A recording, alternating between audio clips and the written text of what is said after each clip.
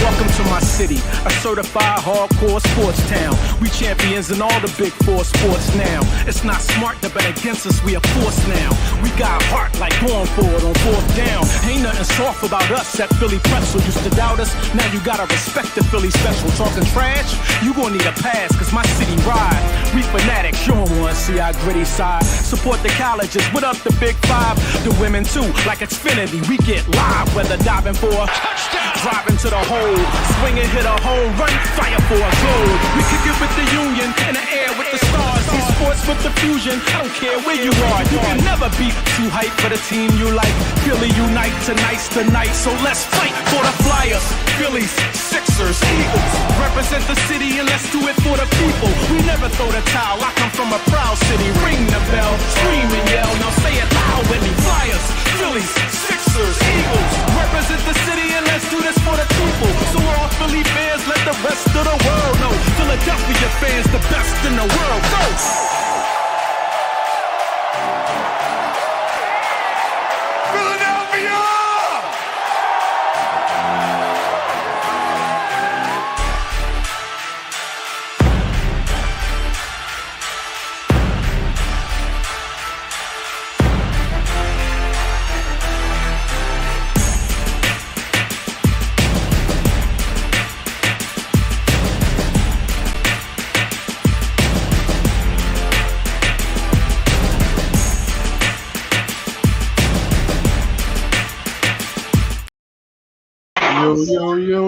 Yo. It's your boy Jamar, Top Shelf Sports Talk, back with another live talk about our epic night from the Philadelphia 76ers. Joel Embiid, 70 points tonight. Talk about it, Jay. Oh, man, what a night. And it was amazing because we practically needed every last one of them 70 points because it was a pretty close game. And we had a thin bench last night. We ain't had nobody, really. It called up a lot of our G Leaguers and everything to fill it out, but I'm just glad we pulled it out, and I'm glad that I got to watch that dominant effort by Embiid. Hey, man, hold on. You don't sound so enthusiastic. Like, you don't sound like that man just went out there and had 70 points last night. You sound like a man that's like, oh, yeah, he had 70. Like, all right. No, I ain't one of them. Because there's a lot of people there. I understand that they not appreciating what he just did, and he did it so effortlessly in 36 minutes. Like, he didn't take a lot of threes. Like, you seen Cat last night, he had 62 last night. Yeah. And they lost, right? Yeah, they lost, and he got 62 by shooting like 10 threes. Yeah, right. When Embiid got 72, he only hit 1 3. He was just in the paint doing whatever he wanted. Wemby, oh my God, I'm convinced he's an alien. That guy is that boy is different. It is different. Like, you see Embiid posting him up, he framed him in front of the rim. What up, LA? Go ahead. He definitely couldn't bang Embiid down. Embiid just stood there. He just turned around, and his arm was so long, he just finger rolled it in like 3 feet up. He got him on a pump fake once or twice.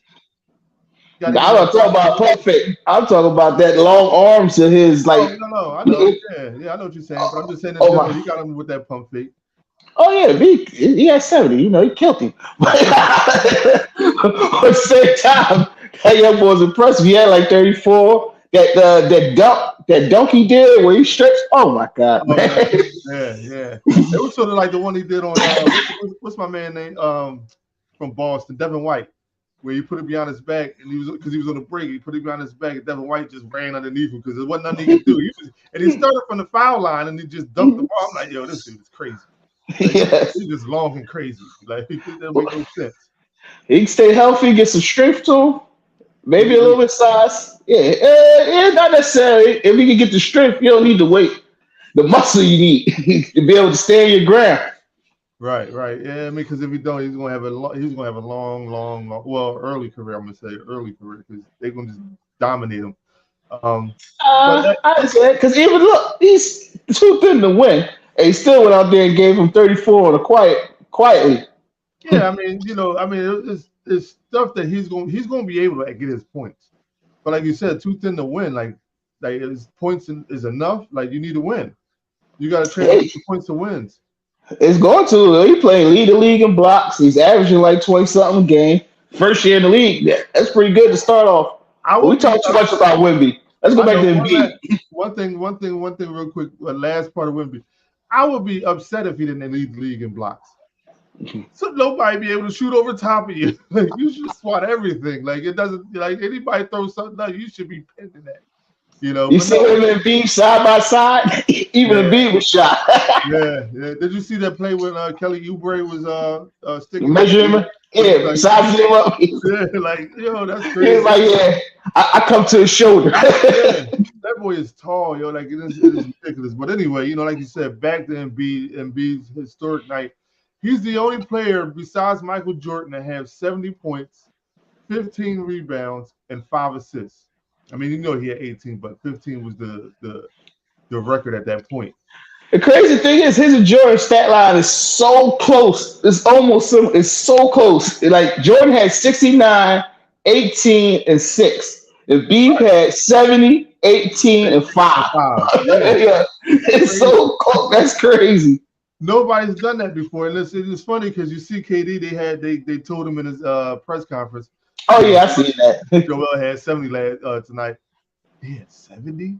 Like, yeah, 70? Like, yeah, you listen, you thought that we couldn't get it done. Embiid is obviously matured into this dominant physical center that now people are probably like, I should have went over there. Should have played. Yeah.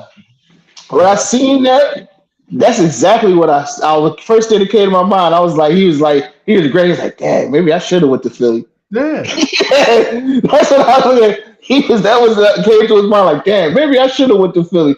Imagine if I went to Philly. He didn't think about that. I asked my man Smitty Sunday when we was on live. I asked him because we talked about the Sixers for a little bit at the end of the show, and I was like, "Yo, do you think Kevin Durant regret the decision by saying he wanted to go to Phoenix?"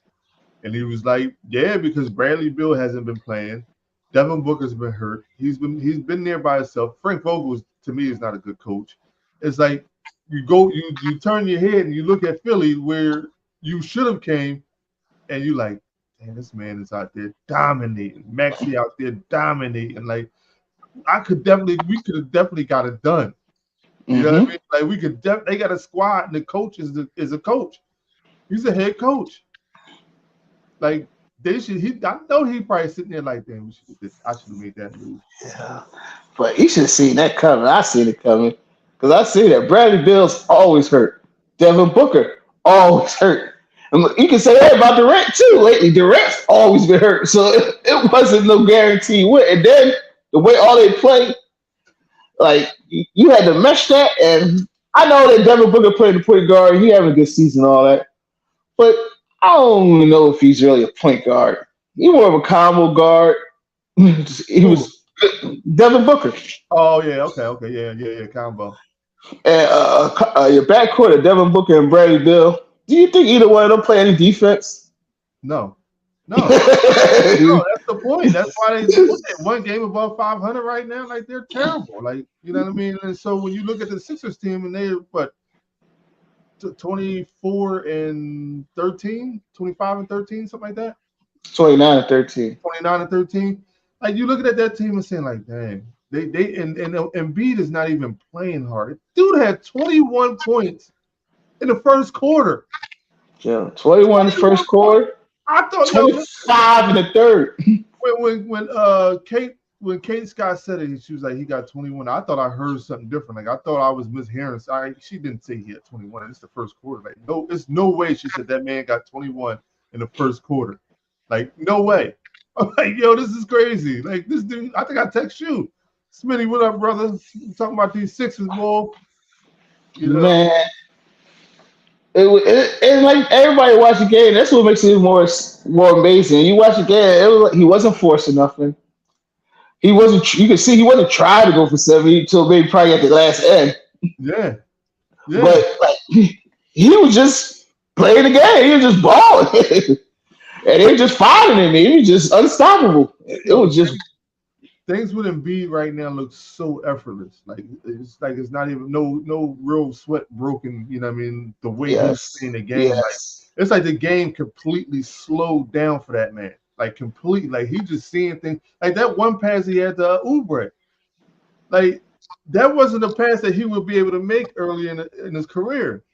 But Oh you yeah, see that girl. about that backdoor, Out of the rim. yeah. I was like, yo, that was crazy. Yeah, historical night. But if you this whole season though, his passing is way better than ever been in his past. Like I'm amazed watching some of his passes. I'm like, he couldn't do that before. And I used to be mad because he couldn't do them for simple. I'm like, this is simple pass, how you can't do that? But now he's making the hard passes now. No looks, all kind of trying to get fancy out there. Yeah, and it's looking like I said, it's looking effortless, and to me, for the years that I've been dogging him. I've been critical on him because of Yes. how he's been, coming out and playing in certain games. I need this. I'm gonna be honest. This is beautiful to see right now to set the records and all that, and historical nights and all that stuff. We have to translate that to the postseason. I Oh, don't for care. Like, sure. For sure. first round, like, go ahead. No, I ain't worried about first round. I just want him to see. This is the thing with Embiid, and this is where he's been downfall. That's why everybody kill him. All he has to do is when you get to the playoff, maintain his level of play. If he play at this level like this, just like this in the playoffs, it's gonna be hard for everybody to put us out. But usually he goes to the playoffs and his drops. Right. Like I think last time in the playoffs, he was like 9 points below his average. Like he averaged 9 points below his average. That's not gonna cut it. Right. And that's the problem. That's what I'm saying. Like, so this is good to see right now. We all hype as Philly fans, and because we got that letdown with the Eagles. But to see this now, I would like to see him do that in the playoffs. I like to see him have that type of attitude going against the Boston Celtics and the Milwaukee Bucks and stuff and teams like that. Yeah, but I give for one thing for being in his corner. And I say this like let's set that one year when we had Jimmy, where we that American shot that put us out. He never had nobody else to help him take some of that pressure off him in the playoffs. In the playoffs, everybody focused their whole team with game plans on beat, and they forced other people to beat us. And no other people ain't never been able to help him or lift him up enough for him to beat him. If they play good, they wouldn't be able to do what they do to Embiid as easily as they get away with because everybody else was sticking it up. Right. So you need consistency around Embiid. Yes. But let me ask, we talked about this a couple times last year when in the playoffs and stuff like that. Here's my question to you about that. Do you think that his attitude, his body language, and everything is going to contribute to players wanting to be around playing ball with him? Like, so if he's moping up and down the court, throwing his hands up in disgust, do you think that people will say to themselves, like, do I try as hard because this man keeps complaining everything I do or don't do? Man, listen. I'll tell you this is a simple answer. Just for the same day, he scored 70. He said it was his best player, his favorite player, Kobe. The reason why he liked to play basketball, Beef said. You think if Kobe was playing on a team with somebody doing that, would he care? No, but that's the point I'm making. That's the different person. That's what you need, and that's what we need. That's what he needed. A Kobe, somebody because him and Shaq. This is a good example. Him and Shaq couldn't stand each other most of the time they played together. Right. That Shaq used to put up his hand and mope, just like you said, B do sometimes when Kobe was taking shots because he thought he was taking shots away from him and stuff like that. But Kobe didn't care. Kobe just wanted to win. So the fact is, you see Embiid moping and his teammates bottle up or something, that's not his fault. They should just go out there and ball like Kobe would. Kobe wouldn't care, he would just ball. But what I'm all right. So let's take when Shaq left, who got traded from the Lakers and went to Miami, and it was Kobe's team. Everything that Kobe would do on for that team, his teammates will either go along with it or some of them had problems with it. But majority of them was like, I'm going along with it because he was a winner. He won championships. So the difference is Joel hasn't won championships yet or been to a championship. But you're talking about two different points. The first point was when. No, I'm not saying two different points because the thing is, can I win a championship with a guy that hasn't even been to the championship, but everything that I might not do the way he want me to do, he's going to complain about it. Do I want to be around that? So it's all the body language. That's what I'm saying to you. That's what I'm asking you. Yeah, they ain't got nothing to do with no body language. I don't know where you getting this from. Like I said, Kobe had Kobe crumble under Kobe pressure. The way he demanded people. Like it ain't that. Like the situation with Kobe and Shaq is different. What you talking about? Kobe won them championships because he had Shaq. When Kobe was by himself, he didn't win nothing until later on. Yeah, he won 2 championships without Shaq. Yeah, I said he had that until later on when he got some better players around him. Like Kobe was still Kobe, but the players around him sucked, so he couldn't do it.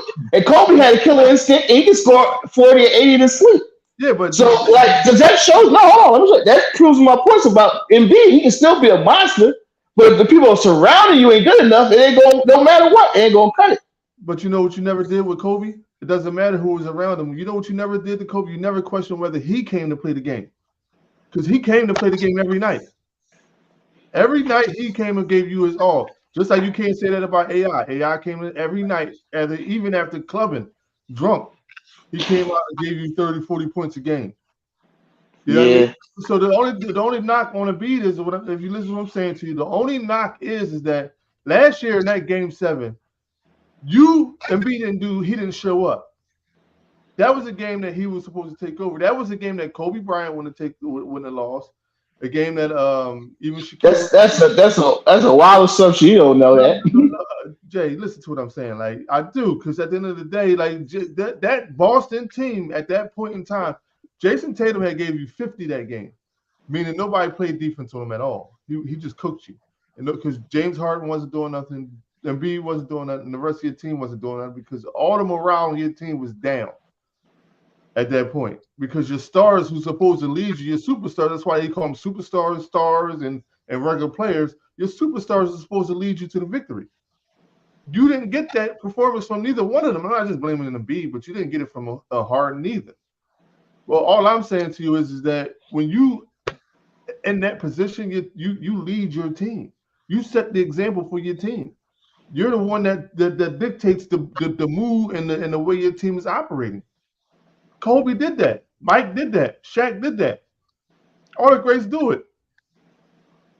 You know, like even to a lesser extent, Steph Curry. You know what I mean? He's a milder type of dude, but he comes every night to play basketball. So that's all I'm saying. Go ahead. And every last one of y'all the players you just named, all of them won their championships because of the teams around them.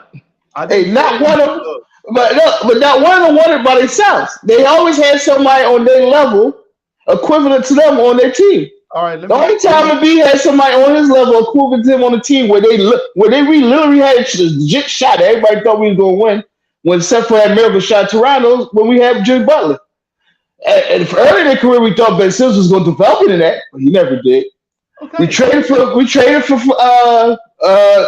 Harden, and you see Harden pulled the Harden on us. He teased us a little bit for game 1 and 3 and disappeared for the rest of them. Yeah. And mind you, I agree with all. Go ahead.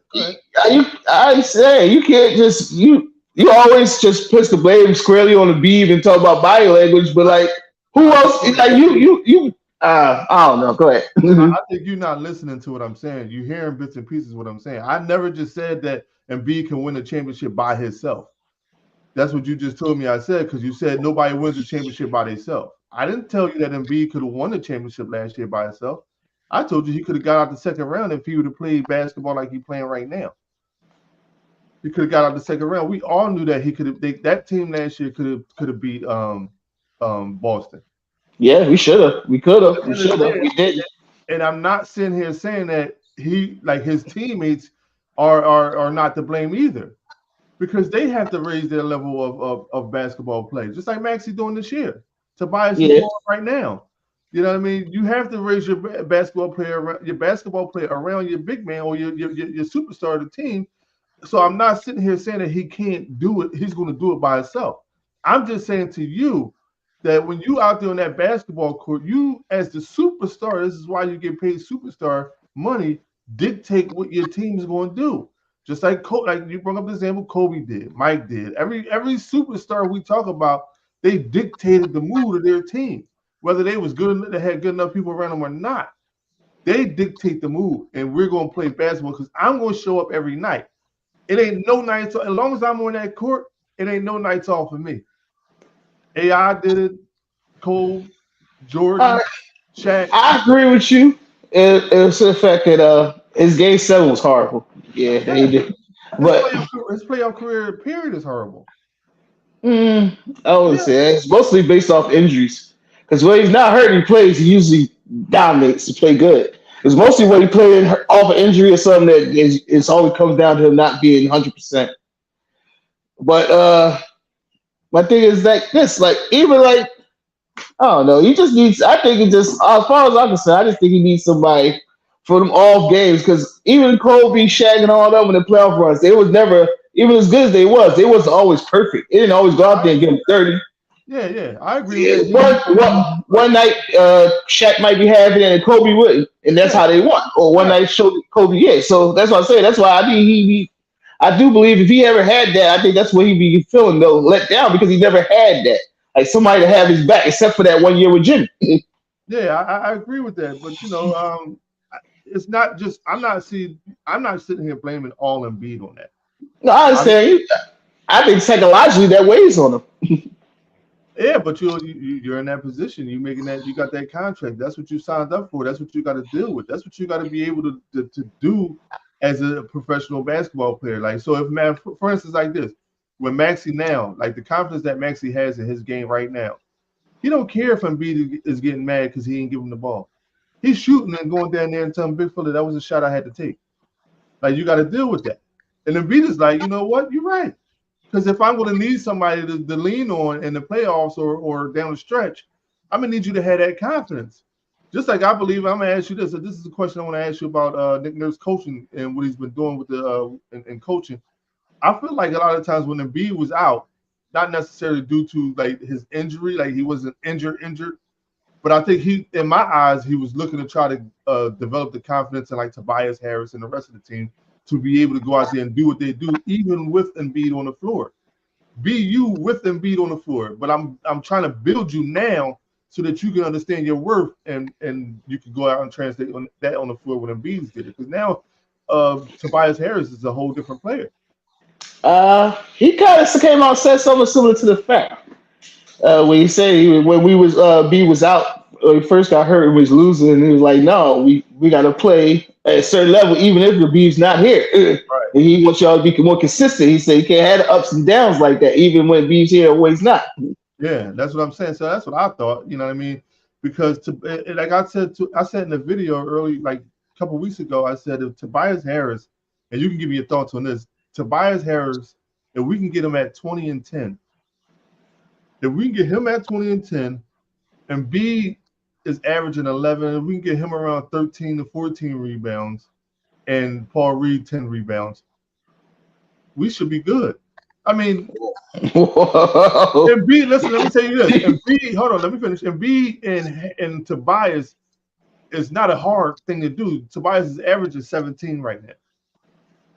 That's 3 more points. He's averaging, I think, 5 to 6 rebounds. You know what I mean? Right now, it's not hard for him to get in. Now, Paul Reed might be a little stretch, but I'm just trying to get a little boost off the bench to be able to, get second chance shots.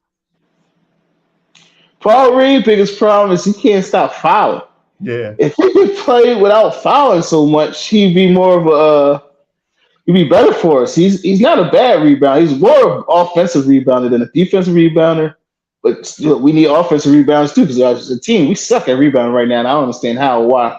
Because we got a light size team. Like we got 6'7", 6'9", everybody like between 6'9", Tobias 6'8", and B 7 feet. Like, I don't know.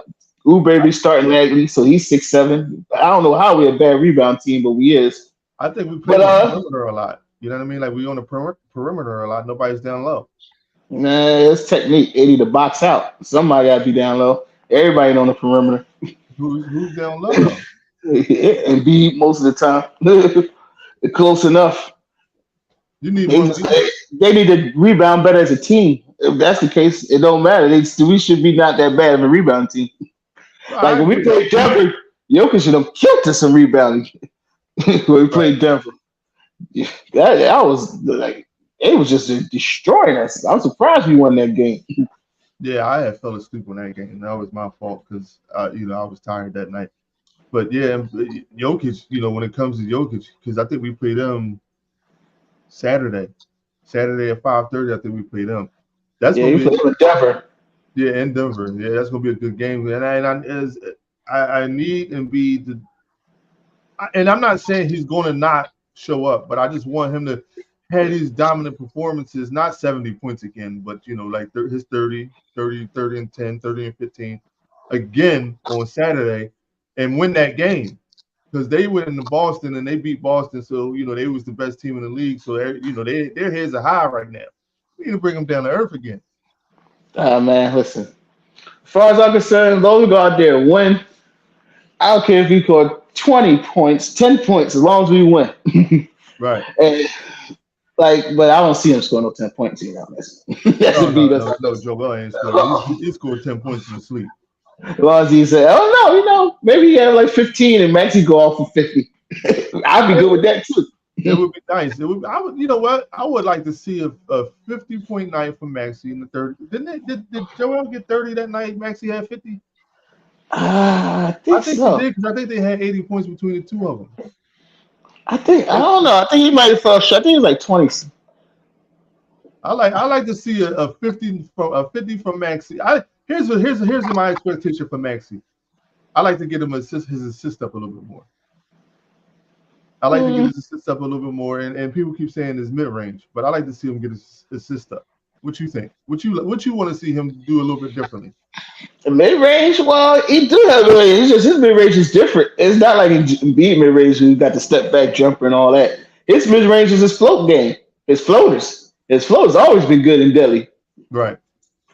That's his go-to for mid-range is either because the way his game lined up and it worked for him too. That's why he's so hard to cover right now with his speed.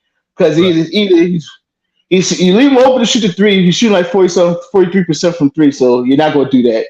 43, 45, you're not going to do that. You know he can get out from three too. So and then you try to close out on him, but it's so fast he goes by you. It blows right past you. Yeah, so now he either got two levels. He can attack you to his way. If you step up, he's going to go around you and attack the rim. If you play back, hit you with the float game. Right. But what I'm saying is, well, so what do you think he needs to do? Do you want to see him do anything differently as far as development and keep developing his game? Of course. Better at a floor general, like you said with the assists. But that's just being an assist, just in controlling the flow of the game. And get people in the right spots and stuff like that, being a better floor general. And his defense always can get better. His defense can get way better. All right, yeah, I think so too. I think his defense can get better.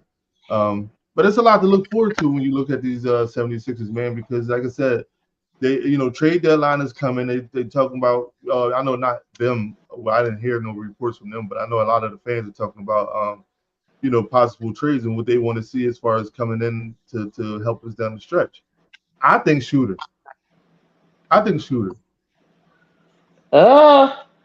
What everybody say, and I agree, and what I think they need is a bigger off-ball guard who can defend and shoot. That's what we need. That's why everybody. Oh no, he's more of an on-ball guard. He's more of a point guard, to be honest. He's not really an off-ball guard, but I wouldn't mind exploring that in all season. But I don't think they'd make that move this year. Right now, I think more like Alex Caruso. That's why everybody keeps saying Alex Caruso. Caruso like 6'5". He played good defense. He's probably one of the better perimeter defenders in the league. And he's pretty good three-pointer shooter. That's a problem. Because I don't know. Because they value Caruso a lot.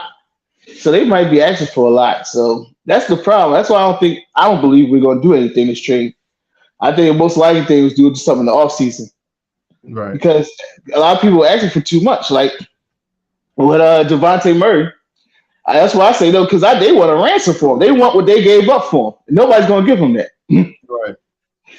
They want way too much, so I know we're not giving up that for that. That's what I'm saying. When we was talking last couple weeks ago, I was telling you about that trade. They want some players. They're not going to just because I know you were saying picks and all that stuff. I'm like, why would they do that? They're not going to want that. You know what I mean? They want because they want to still contend. I told you they want picks. They want what they gave up because they gave up a lot of picks they want that back.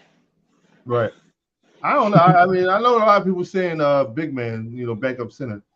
I don't see you putting Paul Reed on the bench or making him, because somebody said no, he could be a power forward alongside Joel. I'm like, I don't know. They had him right out there like that last night because of the size of San Antonio. He was playing power forward. I was shocked when I seen it too. I was like, oh, look at Paul Reed out there with Embiid. Yeah. What you think about that? Do you think they could work? Yeah, I think it do. They was remember before the season started, they was talking about that a lot. Putting Paul Reed out there with Embiid, and before they made the trade for Harden, start him at the 4, putting Tobias at the 3 at the time before we got all the players we got. So I'm surprised they waited this long to try it.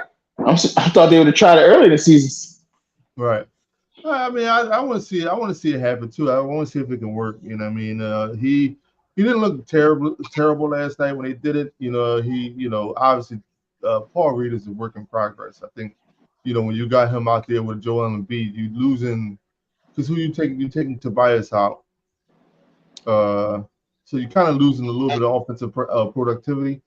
But if you can keep him confident in shooting and doing what he, trying to develop him, maybe it'll work in the long run. You know what I mean? Maybe it will work. But right now, it's just like, you got to play with it a little bit and see what happens. And, especially in them blowout games, you see if it works then. You know what I mean? If not, then you do something different. Man, I think they know better than us. They watch him at practice. They know what he can do and what he can't do. Right. If they feel comfortable enough to even consider it and think that, throw him out there. I think the only thing, I don't think nothing bad happens. I think a good thing that can happen is that by forcing him to play the 4, he got to play a little bit more on the perimeter. It'll probably help teach him to keep his hands to himself, and so he can learn to play without foul. I don't know. Last night he had and one 3-point and one. Yeah, I know. I seen that he smacked his hand. Yeah. I was pissed. I was like, all you had to do was jump straight up. But like I said, by being out there, it's forcing him to being out on the island. It's forcing you to learn. Either you're gonna learn or you ain't gonna be out there. Right. Yeah. So I mean, well, you hope that he can do that and develop his game. Yeah, you heard the key. Not to foul. You know what I mean? Not to foul in certain situations. Just go straight up and down. Put your hand straight up and down. That's it. You know what I mean? Guy make the shot. He make the shot. You just live to play another play. Paul Reed. I believe that's the only thing kind of stunting his growth a little bit because he can't be consistent on the floor because he's fouling too much. If he could learn how to keep his hands to himself and not foul as much, and then maybe he'll be able to stay on the floor and round off his game a little bit better, be more consistent in his play. Right. So what's your so let me ask you this, playoff time. What's your rotation, like the 8-man rotation? Yeah, I've been thinking about that recently too. It's weird that you brought that up. Because with the team the way it's set right now, oh no. Because 8-man, we could probably literally go 10 deep. I know the first round, I swear to God, I tell you right now, and watch, you're gonna remember me. The first round, we're definitely gonna play 10-man rotation. Oh yeah. It's only the second round when it gets a little tighter that we might buckle our belts and cut people off. But right now, 8-man, I feel I starting 5 obviously. With I'm kind of iffy right now with Melton, but I'm gonna stick with him because he do play good D. Mm-hmm. So I'm gonna say Maxey, Melton, Embiid, Batum, and Tobias. So I started 5. Okay. Come off the bench, we gotta have the twin coming off the bench. We gotta have Oubre. And I think right now it's looking Pat Bev. Twin, Oubre, Pat Bev. You didn't name Paul Reed. No, I didn't. Off the 8-man? So who gets Joel's minutes when he's out? Twin. So Twin. Yeah. I mean, not saying that he can't do it. I'm not saying that he can't do it. Listen, this is the playoffs. How many minutes you think Embiid not gonna be in the game? In the playoffs, Embiid played 40 minutes a game, so it's 8 minutes. Yeah, so it's not a lot of minutes out there that you're gonna be missing from Embiid. Yeah, I know, but I mean, did you soak him up with Twin because who's going to take on to back up Tobias? Pat Bev is obviously in there for Maxey and whoever in the other guard, Melton. Oubre you didn't name either.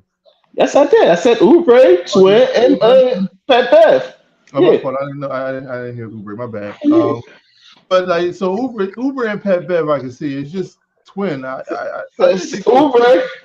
I'm gonna say a nine-man rotation in the playoffs, even in the second and third rounds.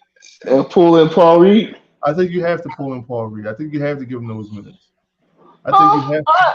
I wouldn't hate it. But you started off the question saying who's my eight man. Right, I said 8 man. I just said that. I think you do have to go 9. You gotta go 9 on that rotation. So you just set me up. I take that on the chin. That was my fault. I'll put you out there, and I didn't give you a life raft or anything like that. That was my fault. You know what I mean? But no, I think you got to go 9, man. Like, because like I said, I think Paul Reed. In order for Paul Reed to keep developing too, like just for his confidence, you just got to keep bringing him in and putting him in those situations, especially those situations where the pressure is high. You hope that he learns off the pressure being at a high point and saying like, "Yo, listen, I cannot be out there for my team." I think he did pretty decent last year. That's why they got more faith and trust in him this year. Yeah, and I think that's why they brought him back. You know what I mean? Because they believed in what his ability was last year, coming to this year. That's why I don't think that we really need to go after a big man in the trade. Because everybody keeps saying Andre Drummond. I'm like, Andre That's because our rebounding. Our rebounding sucks. And Drummond, when he was here, he was a beast off the boards, off the bench. I can see that. But I see why. I know why they got, because like you said, with Paul Reed, and they seem like they like Mbamba. So with them two, they got 2 young developmental. So they like, why go out there and take away from them when I can just use them and develop them? Right. I don't understand why Mo Bamba don't play a little bit more. Like I do understand, because you're giving backup minutes to Paul Reed.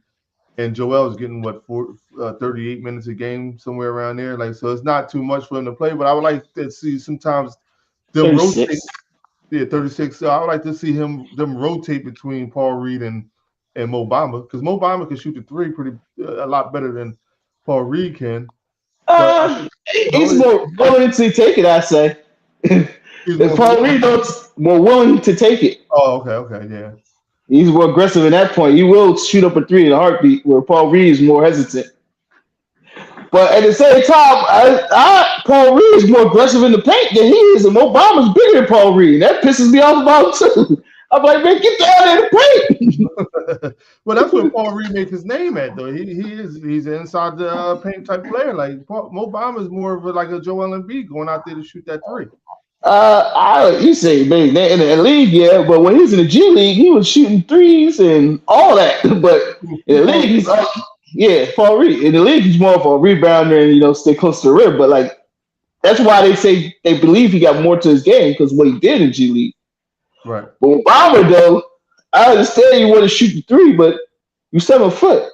When we put you in, he was the backup. And most of the time, there ain't no 7 foot on the floor with him. Right. So why is you not going down there and do something? Yeah, you should be down there making more damage than what you're doing. Yeah, I agree with that. But maybe that's why he hasn't played. Maybe that's the message Nick Nurse is having to him. Like, yo, listen, dude, you're 7 foot. Nobody's out there 7 foot or taller as you. Get down in that paint. Stop shooting. Stop shooting 3-pointers. Yeah, like he hunting them. Instead of I can see, like, when Embiid mostly get his Jones, it's just a trailing or when they move the ball around. It's like most of the time he hanging out at the perimeter waiting for the ball to come for him. See, Smitty said the same thing. Get a 3-point specialist that can play the JJ role. I mean, I agree with that. I agree with it too. I told you. I said a big guard that can shoot the three and play D. Because even though JJ wasn't three specialist, he did play good for us. He was always a liability on defense when he played in the playoffs, and Right. people used to attack him every time. Yeah, because he couldn't stop nobody. He couldn't stop me. Exactly. So And like, that's why I don't want no liability person, but I want somebody who can shoot the three. but like Sure. you said, I think the only person you said that's going to be able to do that is Alex Caruso. Is it anybody else that's out there? It's a couple people. I can't. I'm drawing a blank right now. I don't know why, but it's a couple other people out there they was suggesting too. But Alex Caruso is like the top guy I could think of. Because there's nobody else out there. I mean, what about Clay? How you feel about Clay? I think Clay Cook. Everybody said that. I said that on the Sixers East Loop Sixers show. They said the same thing. Like, Clay Cook. And they said they want some. They probably gonna want Tobias or somebody else for him. Man, let's see. Yeah, they're gonna want a lot for him. And I love Clay. And Clay definitely going to Hall of Fame and he deserves it and all the accolades. But sometimes, as athletes, you just lose it. It ain't no telltale sign. You just one day you ball, the next day you ain't got it no more. And with all his injuries, yeah, Boban. No, Boban. He got he's but can he play? He can't play D though, like you said.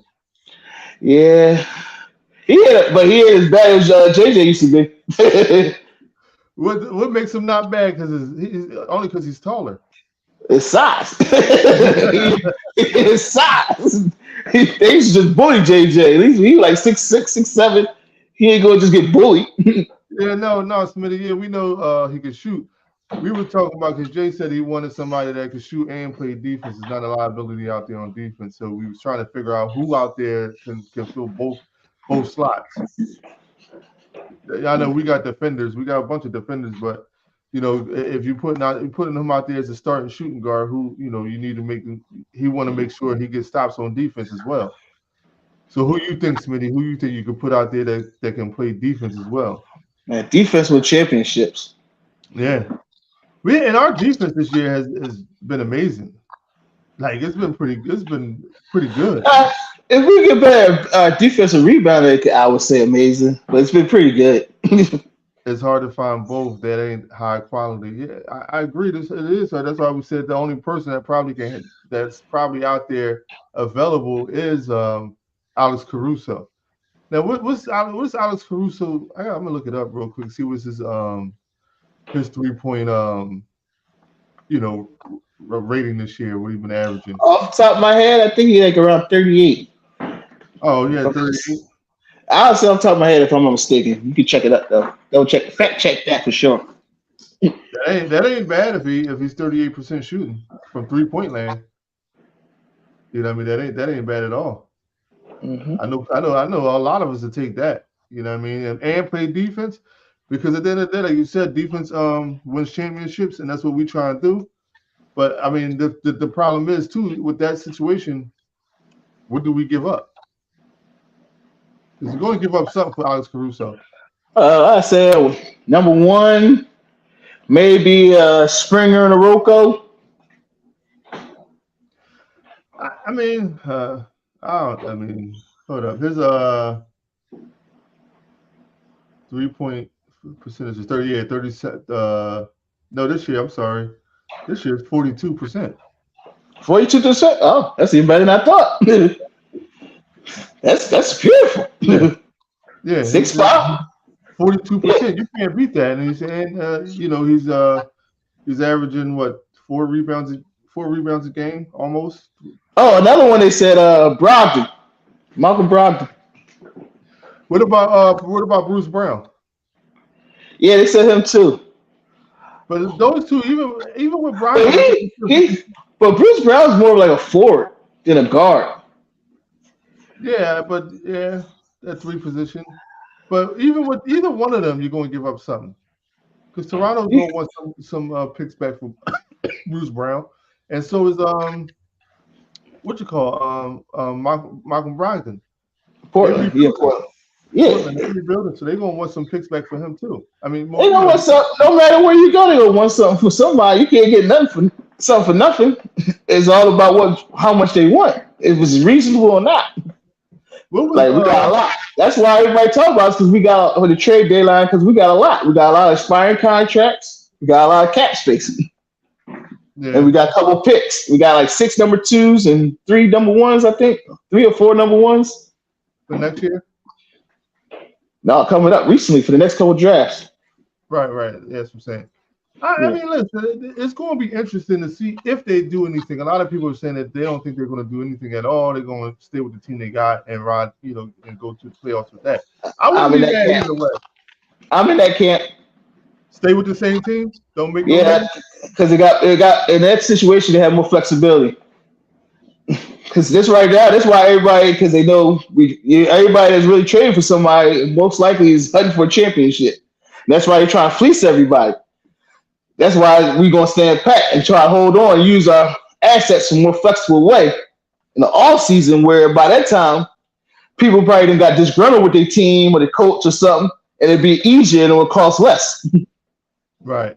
Yeah, Smitty said the same thing. Stay the same, especially we got to break the bank.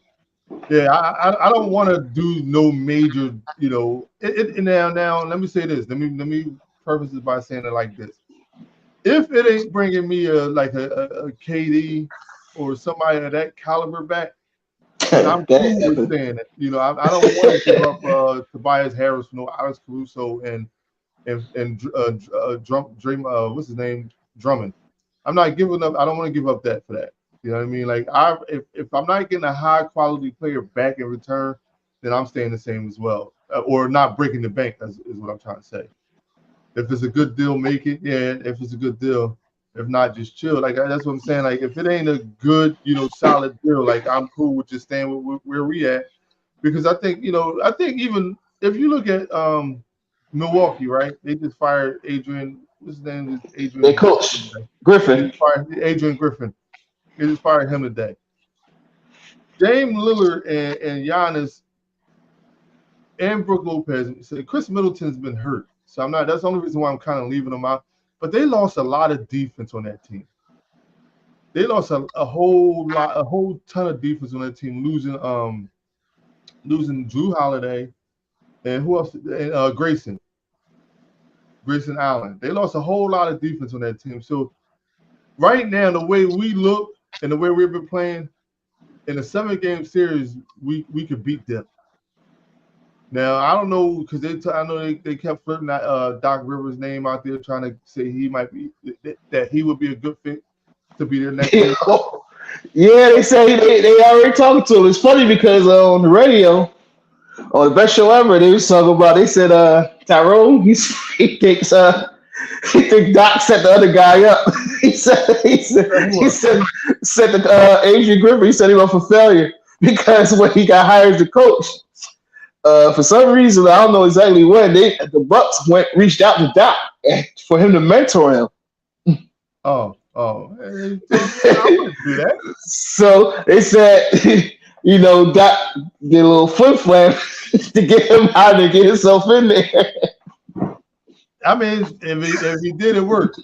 But how ironic and how crazy would after the Eagles lost in the playoffs to Tampa Bay, right? Mm-hmm. How crazy would it be for Doc Rivers to get hired as the Milwaukee Bucks head coach,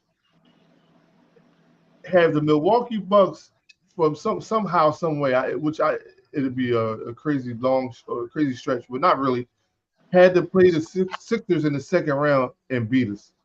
It wouldn't be a long stretch because if the playoffs started today, and them and us got past the first round, we would play each other in the second round. And more likely, Doc is going to be the head coach. How crazy is that going to be for the city if you lose to Doc Rivers in the second round and the Milwaukee Bucks? They going to turn this city upside down. I can see him and his son, Austin Reeves, grinding us up because he's been grinding Philly up ever since Doc left. Yeah, so I see them talking about, I told you it wasn't me. Now, that would be crazy. That would be the ultimate, like, I'm not even going to say slap in the face because I think Philly slapped him in the face when they, didn't want him. I don't. I mean, tell me this. Tell me your thoughts. I mean, I know a lot of people say his rotations was bad, and I do think sometimes his rotations was bad. But that team in that game 7 quit on him. They game 6 Yeah, they quit. I would say a team because Tobias and Maxey showed up in Game 7, But even not though not they not played horrible most of the series. right. But I just think that team quit on him, and I think they used him as a scapegoat to say, you know what, it was, we got to get rid of you. You know what I mean? I do understand it because you're not gonna get rid of Embiid or anybody. Well, I believe some I do believe somebody quit. I think Harden quit on him. Right, Harden never liked him, and I think Harden quit on him. And then when Embiid saw what Harden did, that's when Embiid gave up like another year again, the same old. And then that's when he quit. yeah, And that's when everything went down talk. But if you want, you can see Max and Tobias was still playing. right, Them two, but Embiid watched Harden quit on him. And that's when he was like, another year, same old. And that's when he just faltered. You see, it's like the pressure came on. He's like, just same old, same old. right. But that right there though is going to put the city in the roar if Doc Rivers is the coach of the Milwaukee Bucks and they beat the Sixers in the second round. Oh That's my God. that's They're going to crucify everybody in the Sixers organization. they'll kill them all. Everybody, you know what I mean? Everybody gonna get they gonna get I don't know, they're gonna get everything but in the kitchen door thrown at them. Man, That everybody going to get a piece of that blame. That that was the would heck. be Everybody going to get a piece of that blame. They were like, oh my God. Like, yeah. how can an organization mess up something so bad? Yo, that would be so crazy. All right, stop Look, wishing into existence. no, I'm I'm not. a I'm a voodoo you, so we act like that conversation never happened. All right, let's switch gears in a little bit. Last 10 minutes, real quick. Let's get on our Philadelphia Eagles real quick and talk about what we see going forward with them. You Why you know, want to rip my heart out? I was just enjoying myself. listen, man, you still gonna enjoy yourself because it's still something to look forward to. You saw them fire both coordinators, defensive and offense. Nick Sirianni gets to keep his job for one more year to see if he could be, the coach going forward, head coach going forward. Who are you bringing in as your ideal offensive coordinators and defensive coordinators, and yeah, who you bringing in? Well, we was talking about this earlier before we went live, so you already know my ideal coordinator. I listed them up in order. I said I like them better than me first. Better than me first. He's my first option, my first choice. If we could get him. I like the guy for the Chargers. They try to get. I like it because the Chargers had a decent offense. It was their defense because they always put up points. Their defense they couldn't stop a cold. That always got Right, them to lose. Is why their coach got fired. right. So I like him second. And they said Frank Wright. They were saying somebody mentioned Frank Wright. So I take Frank Wright third. Okay. Offense coordinator. Defense coordinator. I don't know right now because I gotta really sit back and look at a couple names and see who's the hot names. Because right now I know you're looking at Ron Rivera. I know him. I understand him. He knows Philly. I think he can probably work out, but I don't know if I want to retread. I think I want somebody new, but that's Right. to bring some new ideas and more aggressiveness. We like our defense. We love that used to be our thing. The Eagles was always defense first, Right. but now it's like our defense is like not even second. It's like offense, special teams, then defense. Right. All right. So hold on. Say the defensive coordinator again. Ron Rivera. Oh, Ron Vick. All right. So let me ask you about Giants former defensive coordinator Wink Martindale. I like him. Mm, I don't know. They did. I did hear something about that. I don't know about him. I had to look up into him and check out his resume, his history, and see what kind of defense he likes to run and all that. I'm not sure. So I I don't know just too much I about don't him. know. I'm not sure what kind of defense he runs, but I know I liked his aggressiveness as a defensive coordinator for the Giants. I like his willingness. And I'm not saying that Sean Desai or even Matt Patricia didn't call him, but they did call blitzes, a lot. But Wink Martindale, he had a little bit of strategy with his blitz. He disguised his blitz a little bit more better than what I saw from Desai and Patricia, especially Patricia Lee. Sean Desai Yeah. had some good blitzes, but I just think that they didn't get home and they didn't make tackles when when he called them. I don't know if his blitzes were good or not. Because, like you said, they didn't get home. So you can't say they was good if they're not getting home. Well, I know he did. He was calling them. I do remember seeing a lot of blitzing. But like you said, it wasn't really being effective blitzing. So if it's not Right. effective, what use is it? Right. So my offensive coordinator. Well, I'll go with you, Eric Bieniemy first. I would do Eric Bieniemy. Um, There was another one that I was thinking of. Right, it just totally slipped my mind. But Eric Bieniemy. Um, I would even think about Cliff Kingsbury, though, the former coach for the Cardinals. yeah, and I like either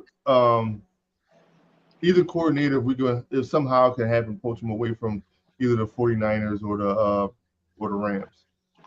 So because I like the 40 I like Kyle Shanahan's mindset when he calls plays and dials up plays.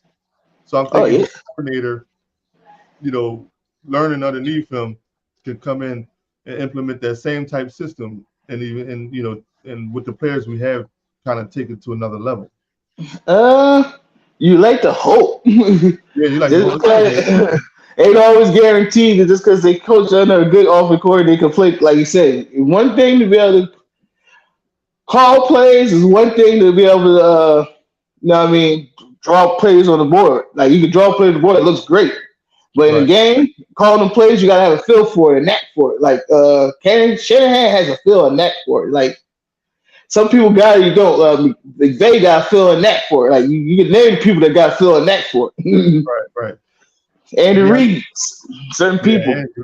Andy Reid definitely has it. You can't question that man because he wasn't supposed to make it to the AFC Championship again, and he's still there. He's there again.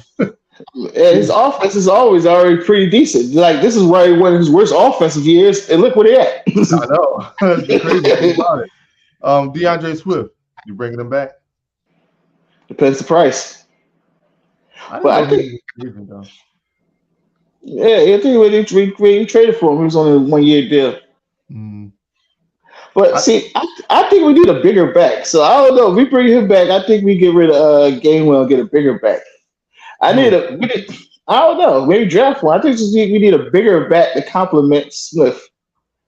If we need to use it, I thought it was going to be Penny, but obviously it never chose to be Penny because he No. never got he got 3 carries the whole year. Yeah, which was weird. What about King Henry? Yeah. Who? King Henry, Who's that? Derrick Henry. Oh no. Nah, You don't man, want him? You want him? no. That's the way you got to feed him the ball for him to be good. You got give him a couple carries, got a guy, especially if you keep Swift. You talking about the Titans, Derrick Henry? Yeah, I know exactly what you're talking about. What? That I don't see him. 100 He's yards off of one play. no, he does have breakaway speeds, and I don't say all the time, but he's a guy that you feed the ball to. He's not because in the Eagles offense, it's rare that people get 20 carries. Yeah, but that's the thing that needs to change. And he's not going to come here for 10, 12 carries. That's the thing that needs to change, though. No, well, and you said hold on. You did say especially if you keep Swift. I don't think you can have them too because I think Henry is going to want some. He going to want a coin, and so is Swift. They're not going to want them 10 carries, especially if they get paid. I think that you can have him there with Gainwell, Boston Scott. You keep that three-headed monster right there. What Henry? Henry, Gainwell, and Boston Scott. Because Gainwell signed a 3-year deal or something like that, right? Yeah, you can. But see, like you said, that's making them. That's the Eagles making them more of a commitment to running the ball, which I don't think they will ever do. Yeah, but that's the problem. Then that's what they need to do.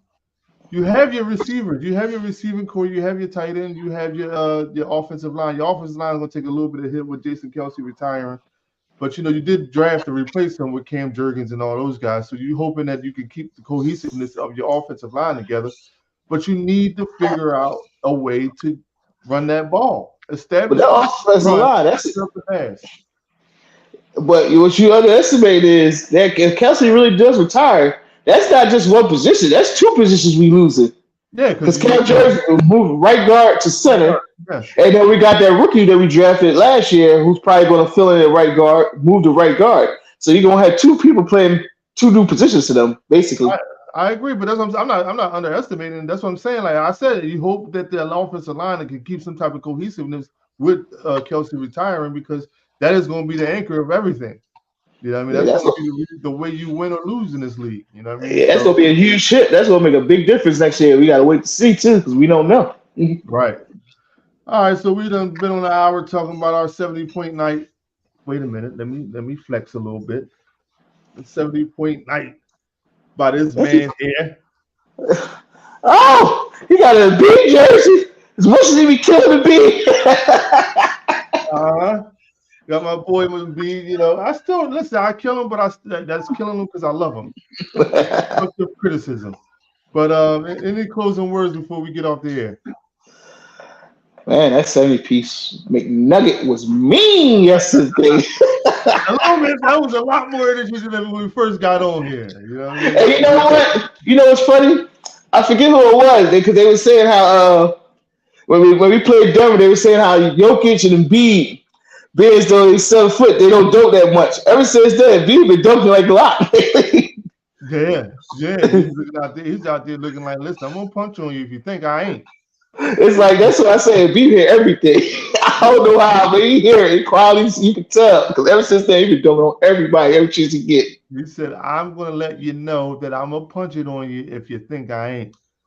Listen, Yeah, and but go ahead. No, go ahead. Everybody complaining about Embiid because they say he shot all the free throws last night, though. But if you watch the game, he could have shot more because it was a lot of times it should have been and ones and it wasn't called. Right. Yeah. That's one of the big things about it because everybody gonna complain about free throw shooting, especially with him. But he's getting fouled. Yeah. You know what's funny though? I just found that out. Listen to sports radio today. Giannis shot 100 more free throws than Embiid so far this year. You know why nobody complains? Because he misses them. That's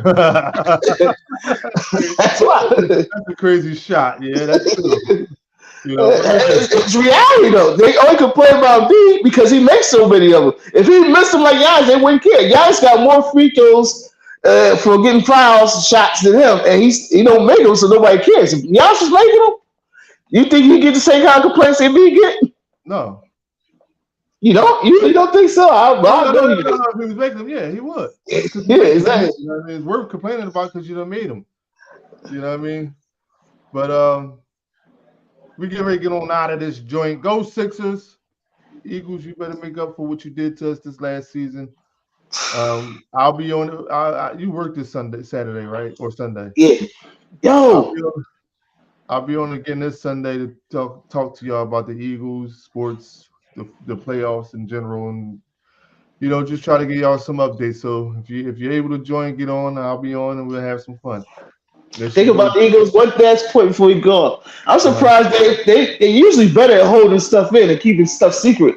I'm surprised they let it so known that we were gonna get rid of Johnson. Because if they had held on to him, he was like a head coach in Canada, and a lot of people liked him. We could have probably got some team to snatch him away, and we'd have got compensatory picks for him instead of just firing him. You know what they did say though? They did say that they were trying to wait to see if he was going to get any type of hire or consideration before they fired him. But I guess it was coming back that he probably wasn't going to get considered for some of these jobs. So he's like, all right, well, we got to part ways. We can't wait no longer. But all right, y'all, we out of here. We'll see y'all. I'll see y'all Sunday, 11 a.m. Please join in. Please sign in. Thanks for being a part of the show. We're going to do another one this weekend. Whenever they play at 5:30, so you'll be home Saturday night. So maybe we go live after that. Until then, we'll talk to y'all later. Peace.